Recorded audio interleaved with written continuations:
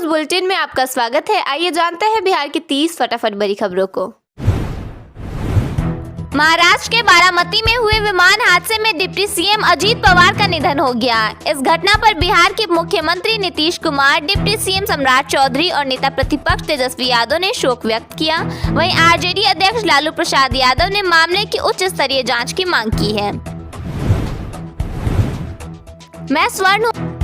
पटना में यूजीसी के खिलाफ हुए प्रदर्शन के दौरान खुद को स्वर्ण बताते हुए नारे लगाए गए। इस दौरान पीएम के पोस्टर जलाए गए और उन पर कालीक पोती गई। प्रदर्शनकारियों ने परशुराम की तरह गरजने और फरसा लेकर उतरने जैसे बयान दिए। बिहार के 5 जिलों के कोर्ट को उड़ाने की धमकी दी गई है। एक पत्र में अमोनियम नाइट्रेट से ब्लास्ट करने की बात लिखी गई है।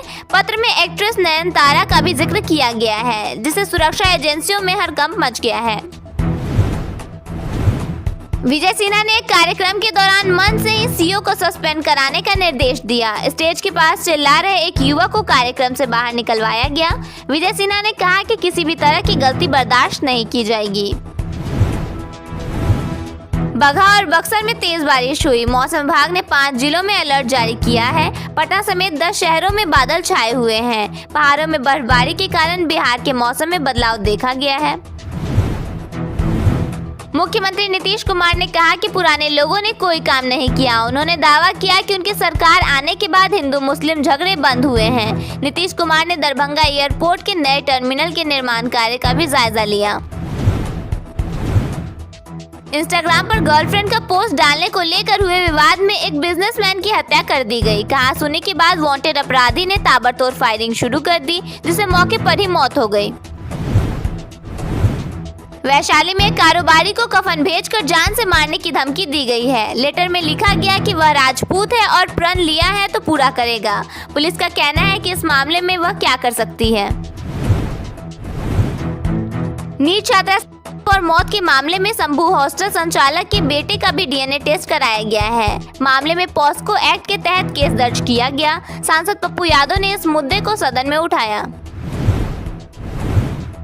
ट्रैफिक उल्लंघन के दौरान एक थाना प्रभारी गालीबाज हो गया। कार में बैठी महिला डॉक्टर ने आरोप लगाया कि थाना प्रभारी ने सरकारी पिस्टल से डराया, जिससे उन्हें असुरक्षित महसूस हुआ।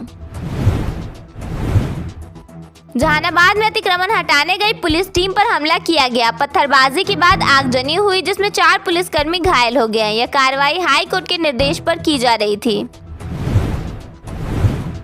भागलपुर में डाइन बताकर पति पत्नी की पिटाई की गई। मारपीट में दंपति के सिर में चोटें आई हैं। आरोप है कि एक रिश्तेदार ने पहले गाली गलौज की और फिर लाठी डंडे से हमला किया।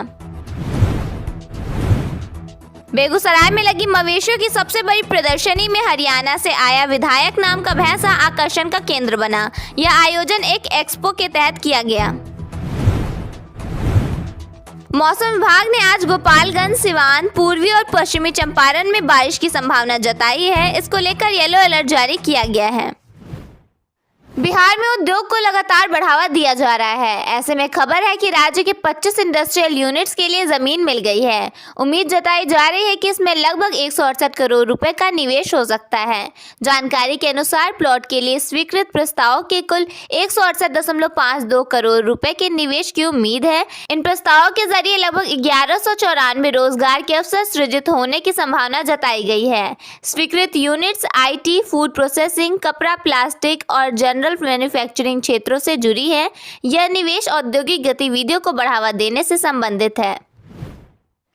राज्य सरकार होली से ठीक पहले सरकारी बसों के किराए में 15% तक की भारी बढ़ोतरी करने जा रही है। परिवहन निगम ने इसका प्रस्ताव विभाग को भेज दिया है और अगले महीने मुहर लगते ही नई दरें लागू हो जाएंगी। शहर के भीतर चलने वाली सिटी बसों में किराए में 1 से 5 रुपए तक की बढ़ोतरी प्रस्तावित है। सबसे अधिक असर इलेक्ट्रिक बसों के किराए पर पड़ेगा। 3 फरवरी को बिहार विधानमंडल में बजट पेश किया जाएगा। इस बार सरकार शिक्षा के बजट में 5% तक की बढ़ोतरी करने जा रही है। बिहार सरकार की तरफ से शिक्षा विभाग को खास तवज्जो दिया जाएगा। ऐसे में योजना भी बना ली गई है। बिहार में अब 10 लाख रुपए या उससे अधिक मूल्य की जमीन और मकान की रजिस्ट्री के लिए पैन कार्ड अनिवार्य कर दिया गया है। टैक्स चोरी रोकने और ट्रांसपेरेंसी बढ़ाने के लिए राज्य सरकार ने इनकम टैक्स डिपार्टमेंट के निर्देश पर यह फैसला लिया है। अब बिना पैन कार्ड या फॉर्म 60 के बड़ी संपत्तियों का रजिस्ट्रेशन नहीं हो सकेगा। बिहार के 30 जिलों में डिस्ट्रिक्टल अर्ली इंटरवेंशन सेंटर स्थापित किए जाएंगे। ये केंद्र नवजात से 6 वर्ष तक के बच्चों के शारीरिक, मानसिक और भावनात्मक विकास की निगरानी व देखभाल करेंगे। इनमें जन्मजात बीमारियों, कुपोषण और अन्य गंभीर स्वास्थ्य समस्याओं का इलाज होगा। प्रत्येक केंद्र पर लगभग 1.25 करोड़ रुपए खर्च होंगे और विशेष चिकित्सक तैनात होंगे। राष्ट्रीय बाल स्वास्थ्य कार्यक्रम के तहत बच्चों की पहचान की जा रही है। बिहार में सड़क दुर्घटनाओं के शिकार लोगों के लिए बड़ी राहत की खबर है। सरकार ने फैसला किया है कि अब किसी भी सड़क हादसे में घायल व्यक्ति के इलाज के लिए 1.5 लाख रुपए तक की आर्थिक सहायता दी जाएगी। इसके साथ ही जो लोग घायलों को समय पर अस्पताल पहुंचाएंगे, उन्हें राहगीर के रूप में 25,000 रुपए का इनाम दिया जाएगा।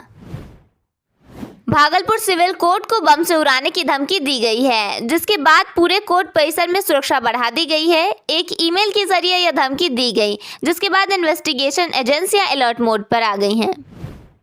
पटना में एक बार फिर बुलडोजर एक्शन दिखने वाला है। लगभग 5 एकड़ की जमीन से अतिक्रमण हटाया जाएगा। पटना के डीएम डॉक्टर त्यागराजन एसएम ने आदेश जारी किया है, जिसके बाद लोगों को नोटिस भेज दिया गया है। जहानाबाद पहुंचकर डिप्टी सीएम विजय कुमार सिन्हा ने नीट छात्रा दुष्कर्म मौत केस में सख्त रुख अपनाया है। पीड़िता के परिजनों से मुलाकात के बाद उन्होंने साफ कहा है कि इस मामले में दोषी चाहे जितना भी रसूखदार हो, उसे किसी भी हाल में बख्शा नहीं जाएगा। महाराष्ट्र के बारामती में हुए विमान हादसे में उप मुख्यमंत्री अजीत पवार और 5 अन्य लोगों का निधन हो गया है। बिहार के उप मुख्यमंत्री विजय कुमार सिन्हा ने इस दुखद घटना पर गहरा शोक व्यक्त किया है। उन्होंने सोशल मीडिया पर पोस्ट कर अजीत पवार को एनसीपी का सशक्त नेता बताया और उनके निधन को देश व प्रदेश के लिए अपूरणीय क्षति करार दिया। पटना में नीट छात्रा की मौत के मामले में फॉरेंसिक रिपोर्ट में यौन हिंसा के संकेत मिले हैं। अंतःवस्त्र से मानव स्पर्म के अवशेष मिलने के बाद एसआईटी ने जांच का दायरा बढ़ाया है। गिरफ्तार हॉस्टल मालिक सहित 16 से अधिक संदिग्धों के डीएनए सैंपल लिए गए हैं। पुलिस ने 2 अधिकारियों को निलंबित भी कर दिया है। एम्स से पोस्टमार्टम रिपोर्ट पर दूसरी राय मांगी गई है। सरकारी अस्पतालों में दलालों पर नकेल कसने के लिए बिहार सरकार ने धावा दल गठित करने का निर्णय लिया है। स्वास्थ्य सचिव ने सभी जिलाधिकारियों को औचक निरीक्षण के निर्देश दिए हैं। मरीजों को निजी अस्पतालों में भेजने वाले दलालों और उनसे मिलीभगत करने वाले डॉक्टरों कर्मियों पर कठोर कार्रवाई होगी। बिहार में धान खरीद का लक्ष्य 36.85 लाख टन है, जिसमें से 18.76 लाख टन की खरीद हो चुकी है। सरकार गड़बड़ी रोकने के लिए सख्त है, लेकिन बिचौलियों की सक्रियता से छोटे किसानों के नाम पर फर्जीवाड़े हो रहे हैं। सहकारिता मंत्री डॉक्टर प्रमोद कुमार ने पारदर्शिता और किसानों के हितों की रक्षा का आश्वासन दिया है, पर जमीनी हकीकत अलग है, जहां बिचौलिए कम दाम पर धान खरीद कर मुनाफा कमा रहे हैं। भोजपुर के बिया प्रखंड में प्रधानमंत्री आवास योजना के लाभार्थियों का सत्यापन शुरू हो गया है। सर्वे में पात्रों की संख्या उम्मीद से कई ज्यादा पाई गई है। कुल 13,939 लोगों ने दावा किया है। पारदर्शिता के लिए आवास सहायकों को दूसरे पंचायतों में प्रतिनियुक्त किया गया है। सत्यापन के दौरान अनियमितताओं जैसे पक्के मकान वालों का अस्थायी ढांचों में फोटो खिंचवाने पर कई नजर रखी जा रही है। वीडियो ने वास्तविक पात्रों के चयन का आश्वासन दिया है। पटना में यूजीसी के नए नियमों के खिलाफ छात्रों का विरोध तेज हो गया है। दिनकर गोलंबर पर बड़ी संख्या में छात्र सड़कों पर उतरे और सरकार के खिलाफ जोरदार प्रदर्शन किया। एबीएसयू और सवर्ण एकता मंच के बैनर तले भारी संख्या में छात्र प्रदर्शन कर रहे थे। गुस्साए छात्रों ने प्रधानमंत्री नरेंद्र मोदी की तस्वीर पर काली पोत दी। छात्र नेताओं का कहना है कि अब सरकार ऐसे कानून ला रही है जिससे समाज में विभाजन बढ़े। उन्होंने इसे वोट बैंक की राजनीति करार दिया है। छात्रों का आरोप है कि राजनीतिक फायदा उठाने के लिए खास वर्ग को टारगेट किया जा रहा है। प्रदर्शनकारियों ने यह भी कहा कि बीजेपी को लंबे समय से सवर्ण समाज का समर्थन मिलता रहा है, लेकिन अब उसी समाज को हाशिए पर डालने की कोशिश की जा रही है। इससे समाज में असंतोष बढ़ रहा है। पटना जंक्शन पर एयरपोर्ट की तरह लोगों के लिए प्रीमियम पार्किंग की सुविधा को डेवलप किया गया है। जंक्शन के एंट्री गेट के महावीर मंदिर के पास नए पार्किंग सिस्टम को लागू किया गया है, लेकिन इस नई सिस्टम की वजह से लोगों को काफी परेशानी झेलनी पड़ी। दरअसल लोगों को जानकारी नहीं होने की वजह से दिन भर और पूरी रात परेशान रहे, यहाँ तक कि कई बार बकझक और मारपीट तक की नौबत आ गई।